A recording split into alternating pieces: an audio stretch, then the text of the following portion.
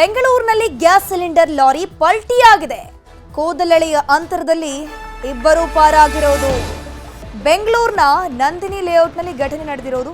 Gas cylinder lorry ಬರ್ತಾ ಇತ್ತು, ಇದ್ದಕ್ಕಿದ್ದಂತೆ ಪಲ್ಟಿ ಹೊಡೆದಿದೆ. ಕೂದಲೆಳೆ ಅಂತರದಲ್ಲಿ ಇಬ್ಬರು ಬಚಾವಾಗಿ ಹೋಗ್ಬಿಟ್ಟಿದ್ದಾರೆ. ಘಟನೆ ಆಗಿರೋದು ಬೆಂಗಳೂರಿನ ನಂದಿನಿ ಲೇಔಟ್ನಲ್ಲಿ.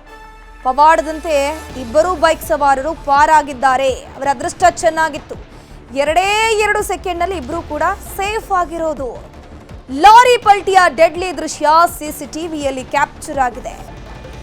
ಕಾರಿಗೆ ಡಿಕ್ಕಿಯಾಗಿ ಗ್ಯಾಸ್ ತುಂಬಿದಂತಹ ಲಾರಿ ಏನಿದೆ ಪಲ್ಟಿ ಹೊಡೆದಿದೆ.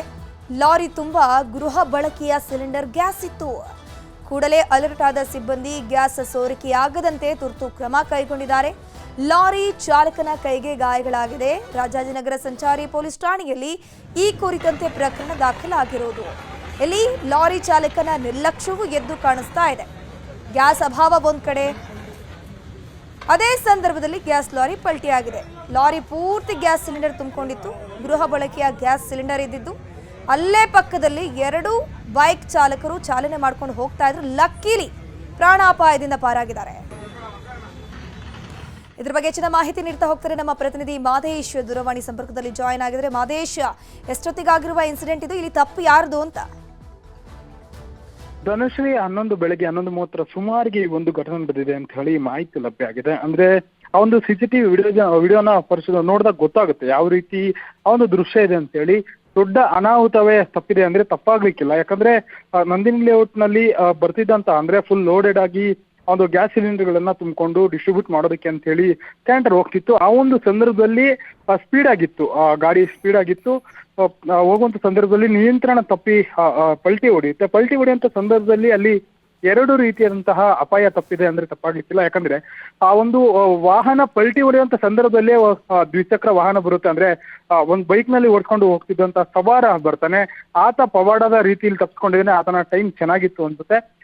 ಎಕ್ಸಾಕ್ಟ್ಲಿ ಆ ಒಂದು ಕ್ಯಾಂಟರ್ ಪಲ್ಟಿ ಹೊಡೆಯುವಂತ ಸಂದರ್ಭದಲ್ಲಿ ಆತ ಪಾಸ್ ಆಗ್ಬಿಡ್ತಾನೆ. ಒಂದು ವೇಳೆ 1 ಸೆಕೆಂಡ್ ಲೇಟ್ ಆಗಿದ್ರು ಕೂಡ ಆತನ ಒಂದು ಪ್ರಾಣಕ್ಕೂ ಕೂಡ ಅಪಾಯ ಇತ್ತು. ಇದ್ರ ಜೊತೆಗೆ ಆ ಕಂಪ್ಲೀಟ್ಲಿ ಒಂದು ಕ್ಯಾಂಟರ್ ಪಲ್ಟಿ ಆದ್ಮೇಲೆ ಅದ್ರ ಒಳಗಡೆ ಇದ್ದಂತಹ ಎಲ್ಲಾ ಸಿಲಿಂಡರ್ಗಳು ಕೂಡ ಹೊರಗಡೆ ಬಿದ್ದಿದೆ. ಎಲ್ಲವೂ ಕೂಡ ಪಲ್ಟಿ ಆಗಿದೆ. ಅದಾದ್ಮೇಲೆ ಯಾವುದೇ ಸಿಲಿಂಡರ್ಗಳು ಕೂಡ ಬ್ಲಾಸ್ಟ್ ಆಗಿಲ್ಲ. ಹೀಗಾಗಿ ಅದರಿಂದಲೂ ಕೂಡ ಒಂದು ದೊಡ್ಡ ಅನಾಹುತವೇ ತಪ್ಪಿದೆ ಅಂತ ಹೇಳ್ಬೋದು. ಸದ್ಯಕ್ಕೆ ಘಟನಾ ಸ್ಥಳಕ್ಕೆ ಮಹಾಲಕ್ಷ್ಮಿ ಲೇಔಟ್ ಪೊಲೀಸರು ಹಾಗೂ ರಾಜಾಜಿನಗರ ಸಂಚಾರಿ ಪೊಲೀಸರು ಭೇಟಿ ನೀಡಿ ಪರಿಶೀಲನೆ ಮಾಡುವಂತ ಕೆಲಸವನ್ನು ಮಾಡಿದ್ದಾರೆ.